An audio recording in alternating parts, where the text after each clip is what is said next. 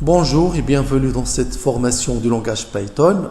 Aujourd'hui, nous allons entamer une seconde étape de formation, c'est l'élaboration des projets.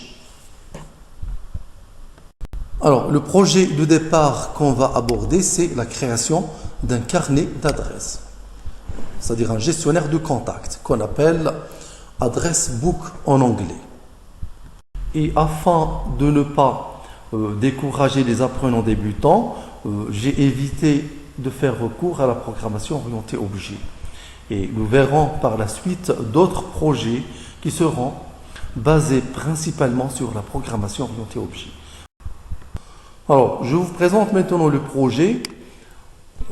Donc, vous voyez ici à la tête Search by Name, Search by Phone, une zone de recherche qui permet de rechercher par nom, recherche par phone, et des zones de saisie pour saisir un nouveau contact, name and surname, phone number, photo afin de pouvoir ajouter une photo pour le contact ou bien le nouveau client, et ici more info, c'est-à-dire information supplémentaire. Et ici l'objet TeleView, un objet Tekintar qui permet de visualiser des données d'une table SQLite. Vous voyez, quand je sélectionne un client, vous voyez les informations supplémentaires, la photo, l'identifiant, le nom, le téléphone, etc.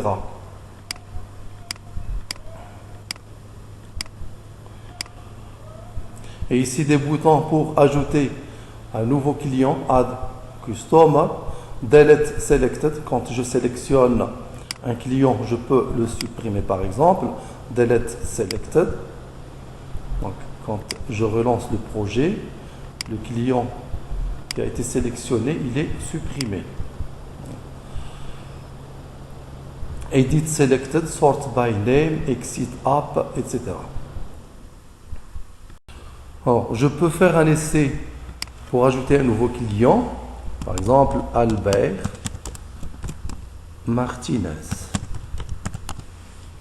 Phone number.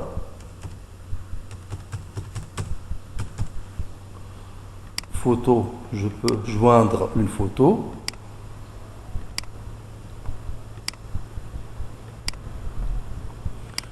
Et je vais mettre ici d'autres informations. Albert Martinez est un directeur de marketing à Paris, par exemple.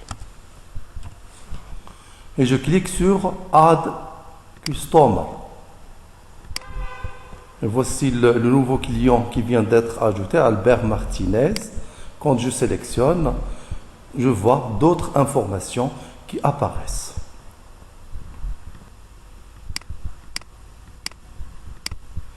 Je peux effectuer une recherche par nom, par exemple, Albert.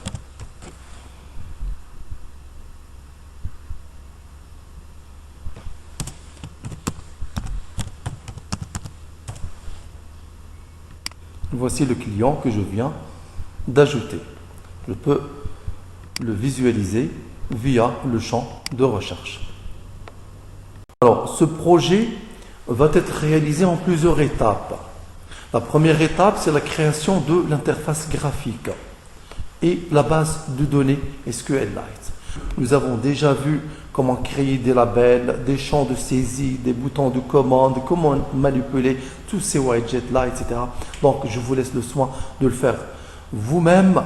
Et si vous êtes paresseux, vous trouvez le lien du code source de l'application en bas de la vidéo. Alors, c'est terminé pour aujourd'hui. Merci, au prochain tuto.